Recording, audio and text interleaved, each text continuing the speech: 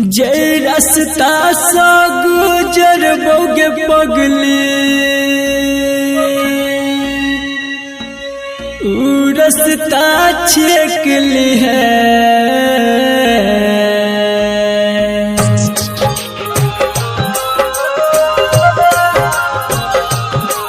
जब अर्थी पजेब हम तो एक बेर डोली से देख ली है। जब अर्थी पजेब हम तो एक बेर डोली से देख ली है। जय रास्ता सा गुजर बोगे पगली रास्ता सा गुजर बोगे पगली उ रास्ता छेक ली है। जब अर्थी पजेब हम तो एक बेर डोली से देख ली है। जब अर्थी पजेब हम तो एक बेर डोली से देख ली है। तोहर का नाम हो? डीजे सरोज राज। तोहर कहाँ घर हो? म्यूजिक बाय मुन्ना राज।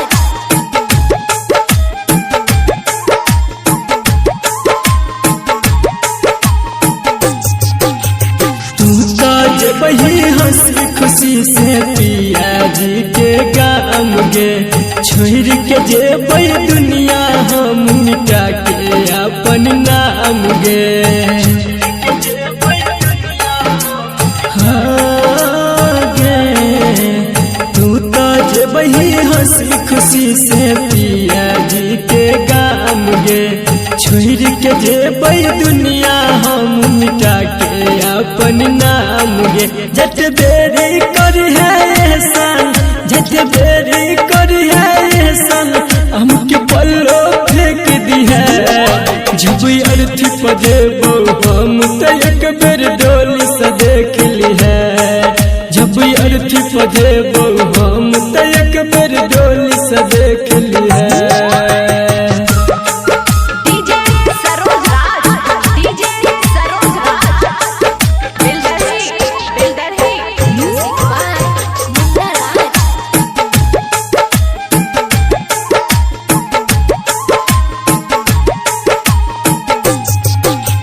जी भर के देख ले सूरत फिर देख नहीं पैबे गे।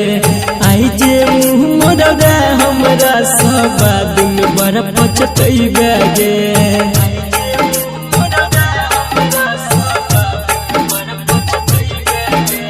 जी भर के देख ले सूरत फिर देख नहीं पैबे गे।